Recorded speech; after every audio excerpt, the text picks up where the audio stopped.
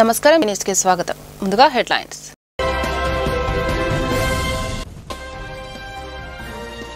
మహానాడు వేదికగా కోవర్టులకు strong warning ఇచ్చిన ముఖ్యమంత్రి చంద్రబాబు ఇలాంటి తప్పుడు పనులు ఎవరు చేసినా ఏ కార్యకర్తను కూడా ఉపేక్షించబోనని స్పష్టీకరణ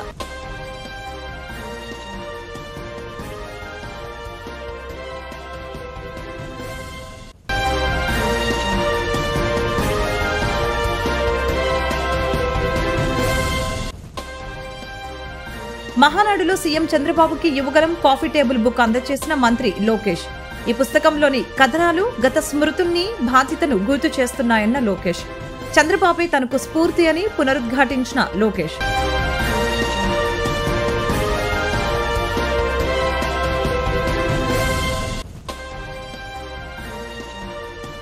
మానసిక ప్రశాంతత ద్వారానే ప్రమాదరహిత సురక్షితమైన ప్రయాణం చేయగలుగుతామని జిల్లా కలెక్టర్ లక్ష్మీషా వెల్లడి మానసిక ప్రశాంతతను ప్రసాదించే యోగాసనాలకు కొంత సమయాన్ని కేటాయించవలసిన అవసరం ఉందని వ్యాఖ్య మహానాడు వేదికగా కోవర్టులకు స్ట్రాంగ్ వార్నింగ్ ఇచ్చారు ముఖ్యమంత్రి చంద్రబాబు నాయుడు ఇలాంటి తప్పుడు పనులు ఎవరు చేసినా ఏ కార్యకర్తను కూడా ఉపేక్షించబోనని స్పష్టం చేశారు. యోగాంధ్ర ఈ తీర్మానాన్ని ప్రవేశపెట్టడమే కాకుండా మీ అందరికీ విజ్ఞప్తి చేస్తున్నా మన రాష్ట్రాన్ని యోగాంధ్రగా తయారు చేయాల్సిన బాధ్యత మనందరిపైన ఉంది. మనమందరం కూడా ఆధునిక యుగంలో ఉన్నాం, టెక్నాలజీ రెవల్యూషన్ లో ఉన్నాం. సెల్ ఫోన్ లేకపోతే ఉండలేకపోతున్నాం, సెల్ ఫోన్ ఉండడమే కాదు సెల్ ఫోన్ చూడలేకపోతే కూడా ఉండలేకపోతున్నాం. ఎప్పటికప్పుడు బిజీగా ఉంటున్నాం, దీనివల్ల టెన్షన్లు కూడా అదే మాదిరిగా ఉంటాయి. యోగా మనందరం కూడా ప్రాక్టీస్ చేయాల్సిన అవసరం ఉంది. ఇది మానసికంగా శారీరకంగా మనందరికి ఎంతో రిలీఫ్ ఇస్తుంది. నిన్ననే మనం స్వర్ణాంధ్రప్రదేశ్ మాట్లాడుకున్నాం, 7 శాసనాలను ప్రవేశపెట్టాం. ప్రపంచంలోనే తెలుగు జాతి నెంబర్ 1 గా ఉండాలని చెప్పి మనందరం ఆలోచిస్తున్నాం. ఇవన్నీ ఉండాలంటే మీలో కూడా ఒక శక్తి పెరగాలి, ఒక ప్రశాంతమైన ఏకాగ్రత రావాల్సిన బాధ్యత మనందరిపైన ఉంది. దానికోసమే ఇటీవల ప్రధానమంత్రి గారు నన్ను అడిగి ఏదైతే 11వ ఇంటర్నేషనల్ యోగా డే పెడుతున్నాం, ఆ ఇంటర్నేషనల్ యోగా ఆంధ్రప్రదేశ్ లో కేంద్రంగా పెడితే బాగుంటుంది, విశాఖపట్నంలో పెడదామని వారు నాకు సజెస్ట్ చేశారు. నేను ఇమ్మీడియట్ గా ఒప్పుకున్నాను. నాకు మీ అందరి పైన నమ్మకం, రాష్ట్రం పైన నమ్మకం. అందుకే ప్రపంచంలోనే జూన్ 21 జరిగే యోగా డే ఒక చరిత్ర సృష్టించబోతున్నామని చెప్పి నేను మీకు తెలియజేస్తున్నా. యోగా వేలాది సంవత్సరాలుగా మన దేశంలో ఉంది, నిన్న మొన్న వచ్చింది కాదు. వేదకాలం నుంచే అభివృద్ధి చెందిన ప్రాచీన విజ్ఞానం యోగా శాస్త్రం. పతంజలి మహర్షి మనకిచ్చిన ఒక వరం. యోగా మన శారీరక ఆరోగ్యాన్ని, మానసిక ఒత్తిడిని పూర్తిగా తగ్గిస్తుంది. వెరీ సింపుల్ గా నేను మీ అందరికీ చెప్తున్నాను, పెద్ద పెద్ద ఆసనాలు వేయడమే కాదు, సింపుల్ ఆసనాలు. దీనివల్ల ఫుల్ గా రిలాక్స్ అవుతాం. రోజుకు ఒక 20 నిమిషాలు ప్రాణాయామం చేస్తే బ్లడ్ సర్క్యులేషన్ బ్రహ్మాండంగా పెరుగుతుంది. మీరు ఎప్పుడైనా ఫెటిక్ వస్తే 5 నిమిషాలు కళ్ళు మూసుకుని మెడిటేషన్ చేస్తే మీలో ఎక్కడా లేని శక్తి వస్తుంది. అదే యోగా. వెరీ సింపుల్ అని చెప్పి కూడా నేను మీకు తెలియజేస్తున్నా. నరేంద్ర మోడీ గారు 2014లో ఐక్యరాజ్య సమితిలో యోగా ప్రాముఖ్యత చెప్పారు. వారి చొరవతో ప్రపంచం మొత్తం అంతర్జాతీయ యోగా దినోత్సవాన్ని జూన్ 27 తారీఖు చేసే విధంగా ప్రమోట్ చేశారు, యాక్సెప్ట్ చేశారు, అనౌన్స్ చేశారు. 177 దేశాల్లో యోగా అమలు చేస్తున్నారు.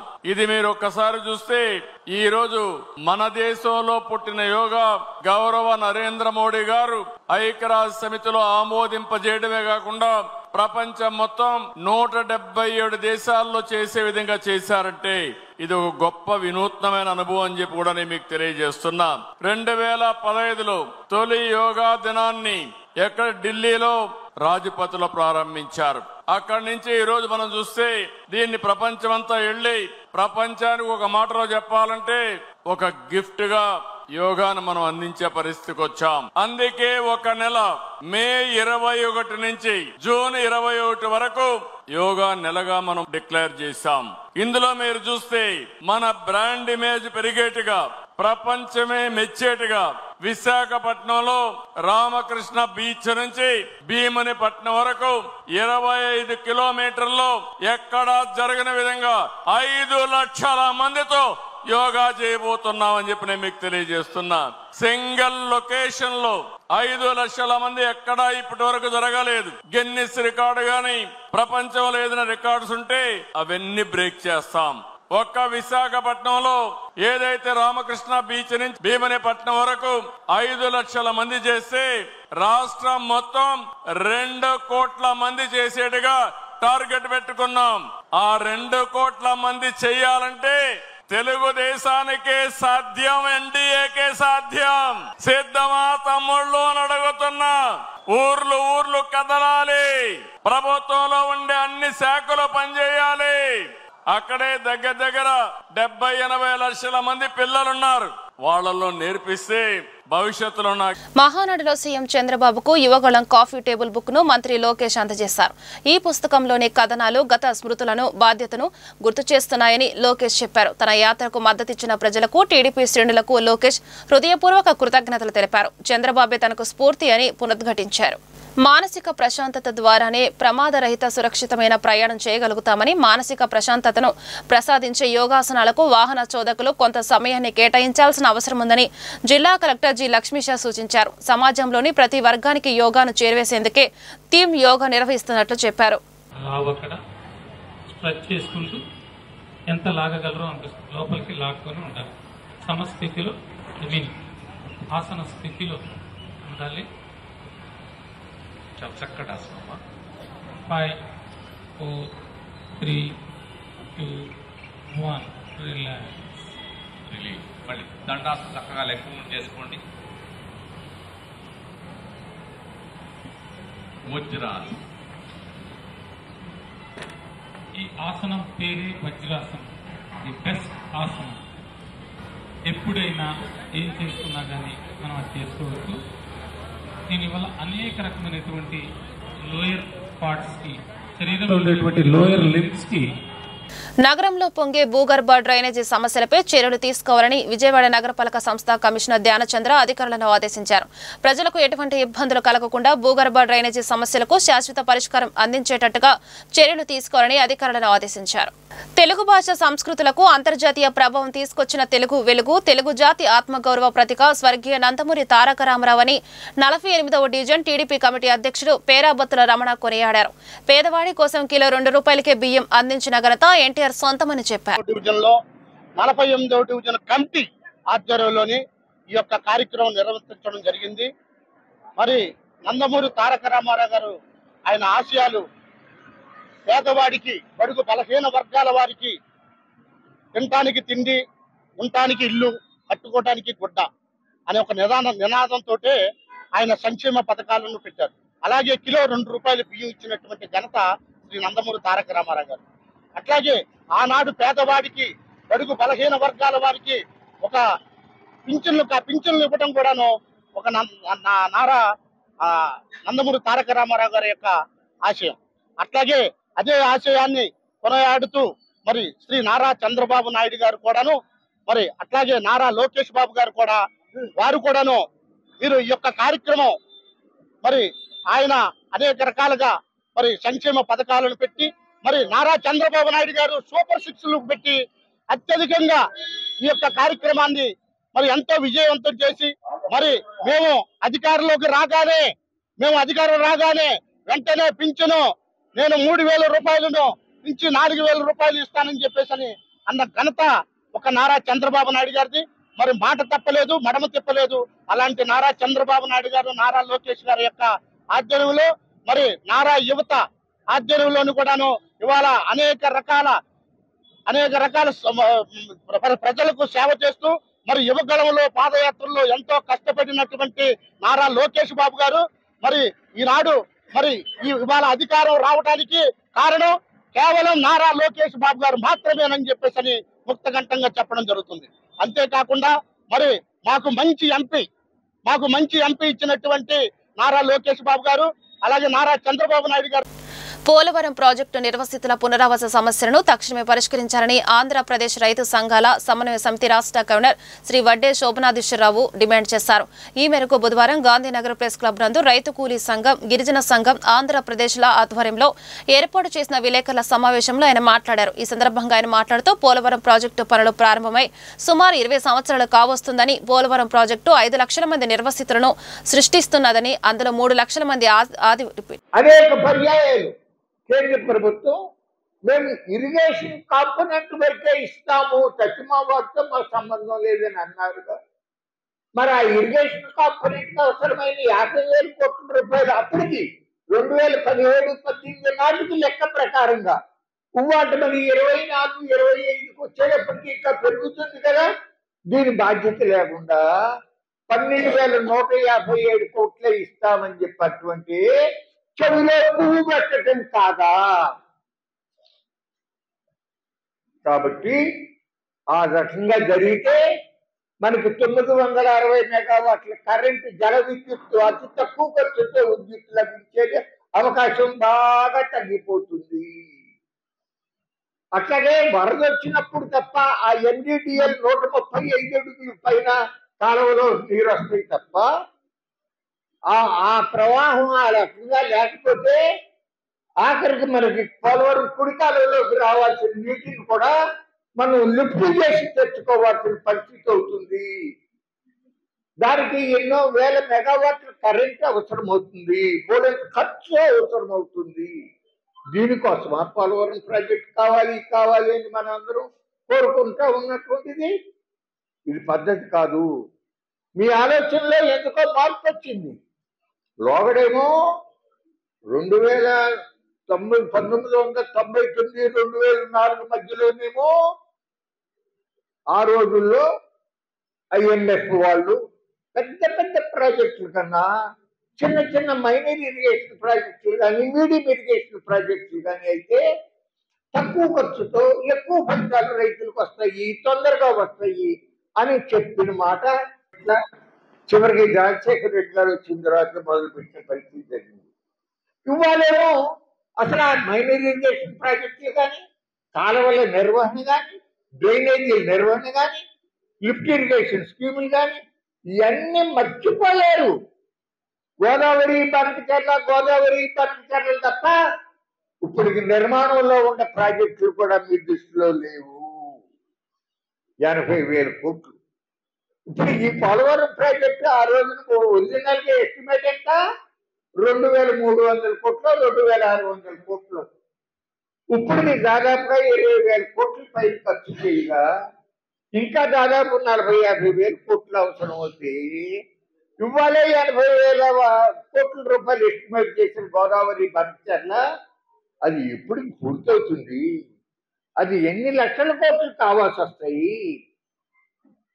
మరి అది అవసరమా అని ఎందుకు ఆలోచించేలా? వాటికి కూడా మీరు చాలా వేగంగా దాన్ని DPR తయారు చేయాలి, DPR రూపొందించాలి, టెండర్ పిలవాలి అని చాలా తొందరలో ఉన్నారే. టెండర్ పిలిచి మొబిలైజేషన్ అడ్వాన్స్ ఇస్తే ఎవరికి లాభం? చంద్రబాబు నాయుడు గారు. రైతులకి ఏమన్నా లాభమా? ప్రజలకి ఏమన్నా లాభమా? కాంట్రాక్టర్లకు లాభం, కొంతమంది రాజకీయ నాయకులకు లాభం అవుతుందేమో కానీ ప్రజలకు ఒరిగిపడేదేమీ లేదు. కాబట్టి ఆ ఆలోచన మానుకోండి. తప్పనిసరిగా మీరు మహానాడులో తీర్మానం చేయండి. మన ఎంపీలందరితో మాట్లాడి ఖచ్చితంగా పోలవరం ప్రాజెక్టును 150 అడుగులకి కట్టాలి. ఆ పోలవరం ప్రాజెక్టు నిర్వాసితులందరికీ కూడా పాలసీ ఏదైతే ఉందో, మీరు మన ప్రభుత్వం మన అధికారులు ఏవైతే హామీలు ఇచ్చారో ఆ హామీలు అమలు చేయవలసిన ఆవశ్యకత గురించి తప్పనిసరిగా ఒత్తిడి తెచ్చి వాళ్ళ సమస్య పరిష్కరించాలని చెప్పి నేను మనవి చేస్తా ఉన్నాను. అక్కడ కేంద్రంలో ఉన్నటువంటి నరేంద్ర మచిలీపట్నంలో అధికారికంగా ఎన్టీఆర్ జయంతి వేడుకలు. జెడ్పీ కన్వెన్షన్ లో జరిగిన వేడుకల్లో ముఖ్య అతిథిగా పాల్గొన్న collector DK Balaji, Avanigadda MLA Mandali Buddha Prasad NTR విగ్రహానికి పూలమాల వేసి నివాళులు అర్పించిన అతిథులు.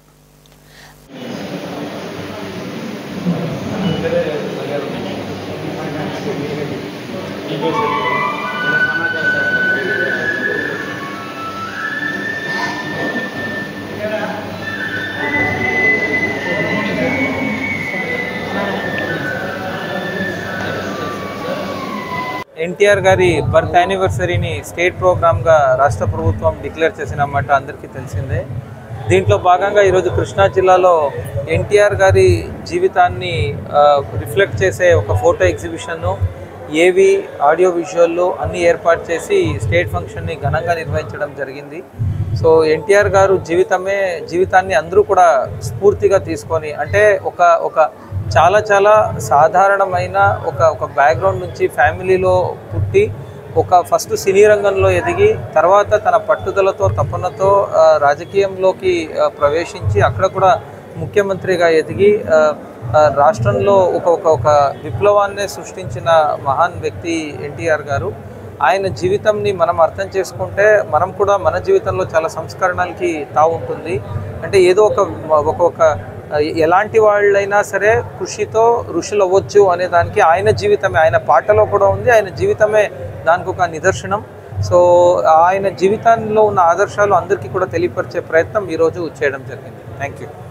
పీవీఆర్ సినిమాస్లోని పలు విభాగాలను తనిఖీ చేసిన ఆర్టీఓ స్వాతి. సినిమాస్లోని స్నాక్స్, డ్రింక్స్ అధిక రేట్లు ఉన్నట్లు గుర్తింపు, కాలం చెల్లిన సాసులు వినియోగిస్తున్నట్లు గుర్తింపు, వినియోగదారులకు అన్ని ధరలు అందుబాటులో ఉంచాలని ఉన్నత అధికారులకు రిపోర్ట్ అందిస్తామని తెలిపిన ఆర్టీఓ స్వాతి.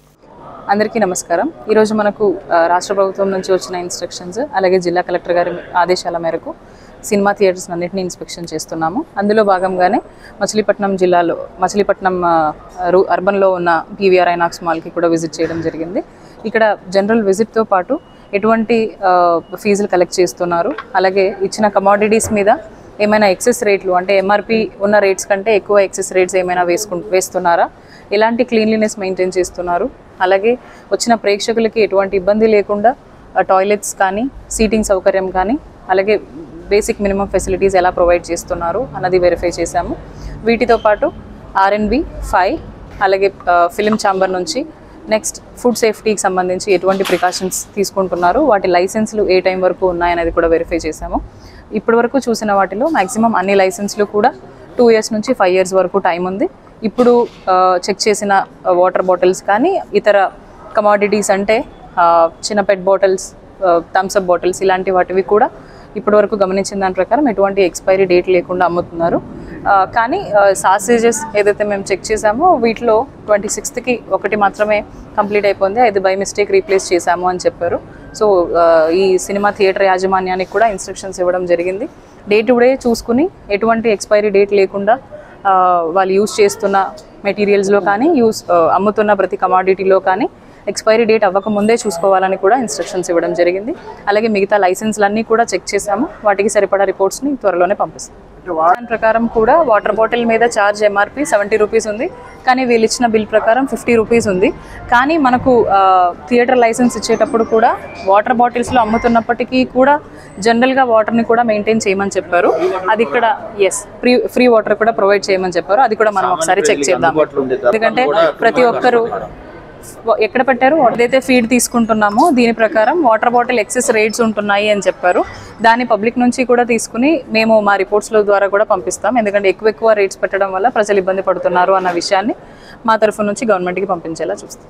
ఈ రోజు అనగా బుధవారం ఉదయం 28/5/25న నట సార్వభౌమ నందమూరి తారక రామారావు గారి జయంతి సందర్భంగా తెలుగుదేశం పార్టీ జిల్లా కార్యాలయం నందు నందమూరి తారక రామారావు చిత్రపటానికి పూలమాల వేసి ఘనమైన నివాళులర్పించారు. ఈ కార్యక్రమంలో ముఖ్య అతిథులుగా Dasari Raja master, Ahalya trust chairman Sanakkayala Umashankar మరియు కార్పొరేటర్లు, ముఖ్య నాయకులు, కార్యకర్తలు తదితర నాయకులు పాల్గొన్నారు. తెనాలి రౌడీ షీటర్ల ఘటనలో వైసీపీ చేస్తున్న రాజకీయాలపై కంటతడి పెట్టిన కానిస్టేబుల్ చిరంజీవి భార్య. కానిస్టేబుల్ చిరంజీవిపై దాడి చేసిన రౌడీ షీటర్లు దళితులు అంటూ వైసీపీ కుల రాజకీయం, నా భర్త బీసీ నేను ఎస్సీ అంటూ మీడియా ముందుకు వచ్చిన కానిస్టేబుల్ చిరంజీవి భార్య. నా పేరు పుల్లగూర కళ్యాణి, మాది గురుపాలెం మాలపల్లి. 10 సంవత్సరాల క్రితం నేను బీసీ కులానికి చెందిన కన్నా చిరంజీవిని వివాహం చేసుకున్నాను. మా ఆయన ఉద్యోగరీత్యా తెనాలిలో ఐతనగర్లో నివాసం ఉంటున్నాం. నేను మాల కులానికి చెందిన అమ్మాయిని. నాకు తల్లిదండ్రులు లేరు. నా భర్త నన్ను కంటి రెప్పలా చూసుకుంటున్నాడు. నేను ఈ ఐతనగర్లో ఎందుకు ఉంటున్నానంటే మా కులానికి చెందిన వాళ్ళు ఉన్నారని భరోసాతో నేను ఉంటున్నాను. నా భర్త వడపల్లి పోలీస్ స్టేషన్లో వర్క్ చేస్తున్నారు. నా భర్త ఇంటి బయలుదేరే క్రమంలో సమయంలో రౌడీ షీటర్లు దాడి చేసి మారున ఆయుధాలతో చంపబోయారు.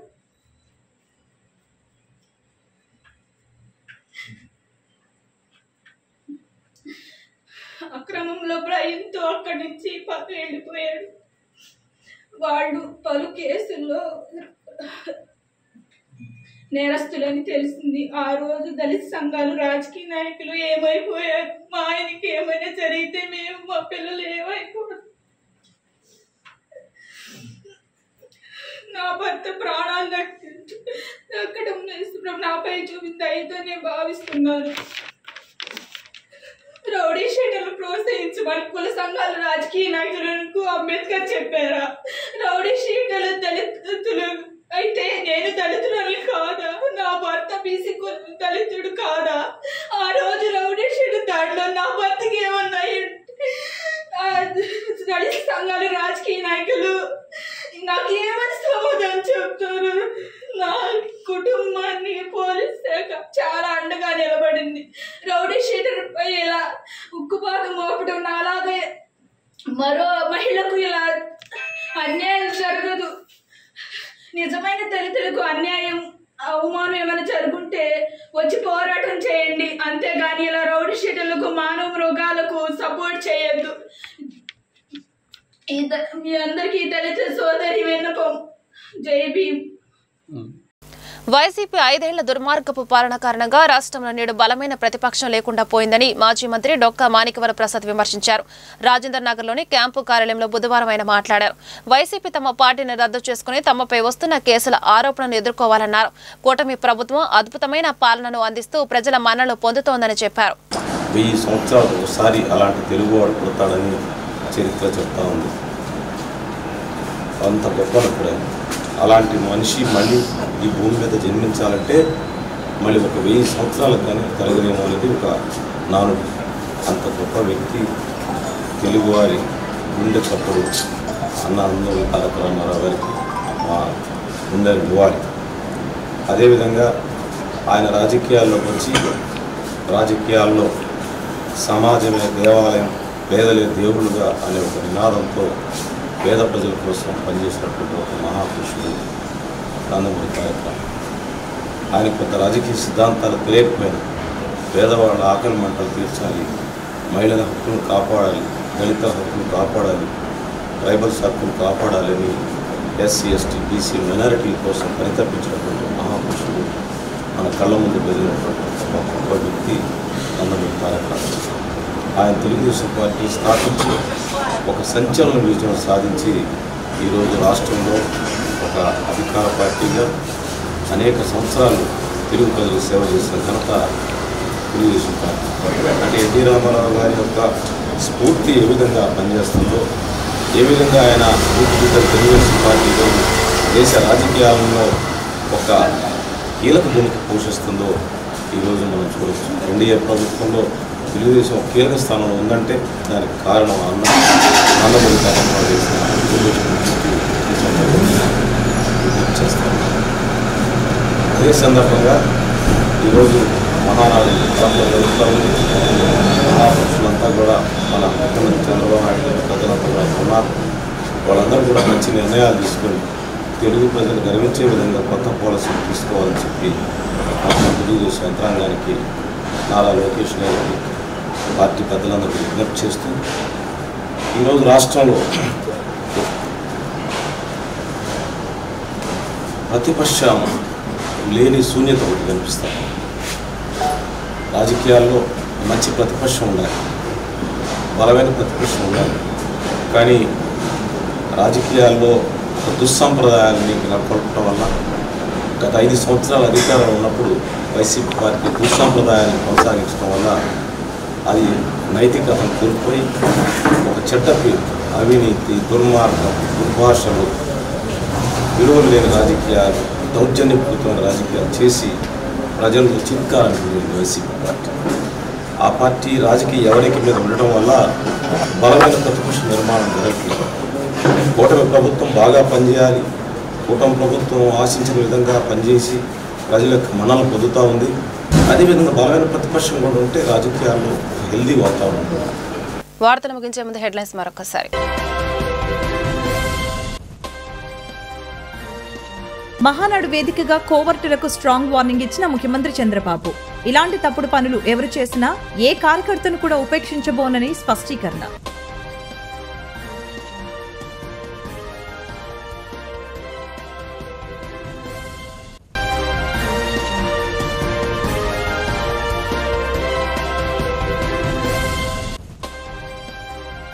మహానాడులో సీఎం చంద్రబాబుకి యువగలం కాఫీ టేబుల్ బుక్ అందజేసిన మంత్రి లోకేష్.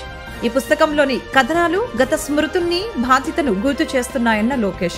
చంద్రబాబే తనకు స్ఫూర్తి అని పునరుద్ఘాటించిన లోకేష్.